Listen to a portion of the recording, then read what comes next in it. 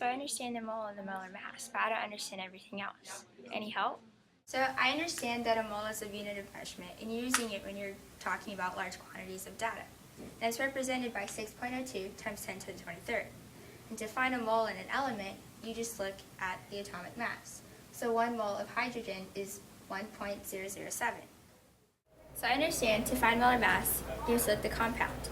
Hydrogen is 1.007 and oxygen is 15.999. We're going to round 1.007 to 1.01 to make it easier. However, since there's 2, we have to multiply it times 2 and get 2.02. Oxygen, we have to do the same and round it to 16. So now we have 2.02 and 16. Now we're going to add them. So the molar mass of H2O is equal to 18.02. Very good, Kaylin. Percentage composition. When we look at the word percentage, it means anything out of 100. And the word composition, and what is it made of? So when looking at percentage composition, we find out how much of the element is making up the percentage of the whole thing. We're going to use the compound H2O. Let's start with H. We know there are 2 hydrogens. Then O. There's 1 of them. Now let's find the mass of hydrogen, which is 1.007. So we're going to round it to 1.01. Then oxygen is 15.999. So we're going to round it to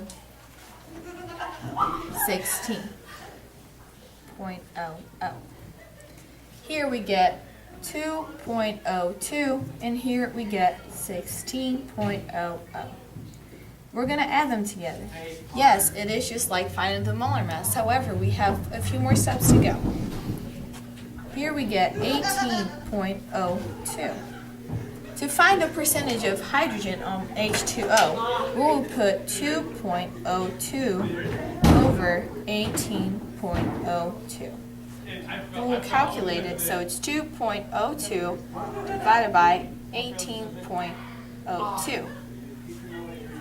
Then we're going to multiply by 100 because we're trying to get a percent. And a percent is anything out of 100. Get 11.20. Now we're going to find oxygen. It's 16.00 over 18.02 times 100, which gives us 88.79%. To make sure you've got the correct answer, you add 88.79 plus 11.20, and it gives you 99.99%, which is pretty close to 100. Do you get it now, Kaylin? Yeah, I'm starting to. Glad to help you. Okay, now I'm going to show you about reaction stoichiometry. First of all, stoichiometry is a branch of chemistry that deals with products and reactants. In a balanced chemical reaction, the relations among quantities of reactions and products typically form a ratio of whole numbers.